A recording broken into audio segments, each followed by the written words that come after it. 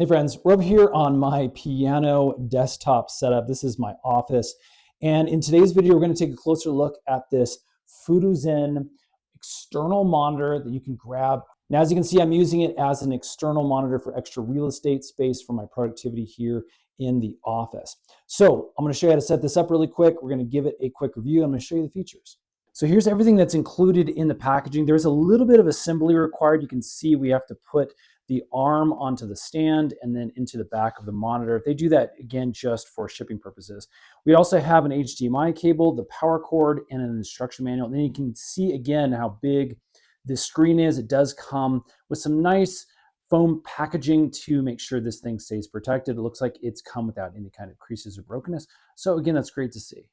Okay, I've got this turned upside down so I can show you how easy this is to assemble. Again, no screws or anything necessary. Basically, you're just going to put the arm straight down into these slots. It literally clicks into place. You can hear it click into place. If you need to take it off, there's a little button back here that you can press and pull out. And then the stand goes in a very similar fashion. But basically, we just place this in the correct slot here. We're going to push down, and that's locked into place. Basically, if you need to undo that, again, you can push that tab there and pull it out. So on the back of the monitor, you can see we have some adjustment buttons. They're down here on the back corner. We've got a mode up and down arrow, the power button, and then an A button up here. I'll show you what each of those do. Now also from the back, we can inspect our input-output here. And as you can see, we've got an HDMI. There's only a single HDMI.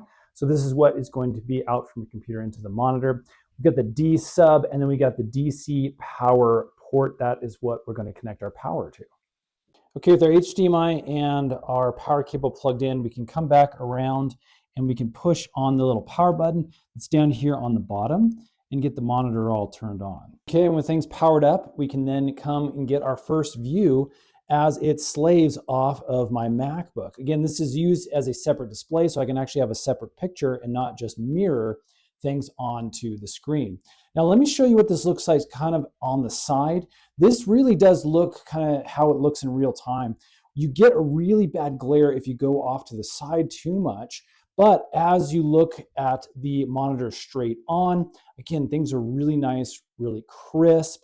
Everything looks really, really great. Again, especially for this budget-friendly screen. So let's get a closer look at my setup to see how this works with, again, my MacBook. Now I've got a MacBook Pro with two USB-C ports on the side, so I come out to a hub. This is my USB-C to HDMI cable. You can see it coming up here. And then again, this is an aftermarket cable, not the one that came with the monitor. So again, if you have an HDMI port in your PC or maybe in your hub, you can actually use the native cord that it came with. Again, I have this set up as an extra screen, meaning it's a separate workspace that lives up here at eye level for me. So again, I'm doing all of my typing using my main screen, but then I also have all my web pages and all my video editing and things up here on my external monitor. Now, the other thing we can do is actually do some manual adjustments on the back using those arrows I showed you. Now, that top button, it talks about being an auto button for quick keys and things like that. Again, that's something you can kind of mess around with for your specific setup. I'm going to click the second button down, the M button, which is our menu button. And as you can see, this brings up all sorts of options. I can then use the two up and down arrows to toggle between my settings. So again, I can go onto brightness. If I want to go into the brightness settings, I click that. You can see it highlights red. And then this allows me to use those arrows to select the one I want to be on. Again, click that menu button again. It'll turn red when you are able to adjust those specific levels. Now, other options within the menu, you can see if I go down, we're going to have position setup, clock, phase, image ratios. If I go down, we have color temperatures. You can play around with the red, green, and blue. You've got the OSD setup, and then we have a reset or an auto configures. These are really nice. Again, the reset, if for some reason your settings just get really wonky, you can come in here and hit the reset button, and it'll reset to all the defaults. And at the very bottom, we also have some extras. It looks like there's a low blue light mode. Maybe if you're working at night, that's kind of nice. So again, overall, this is a really nice budget-friendly screen for some extra real estate. You can see that 27 inches of screen adds quite a bit of extra room for productivity for me.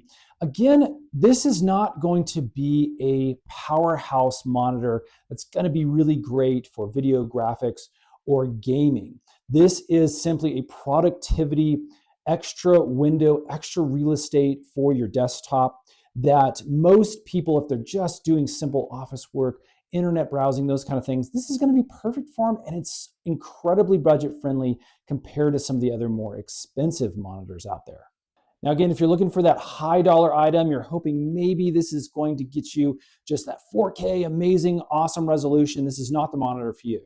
You're going to need to up your budget a little bit. But again, if you're looking for something easy, something budget friendly, something very plug and play, this is definitely going to work for you.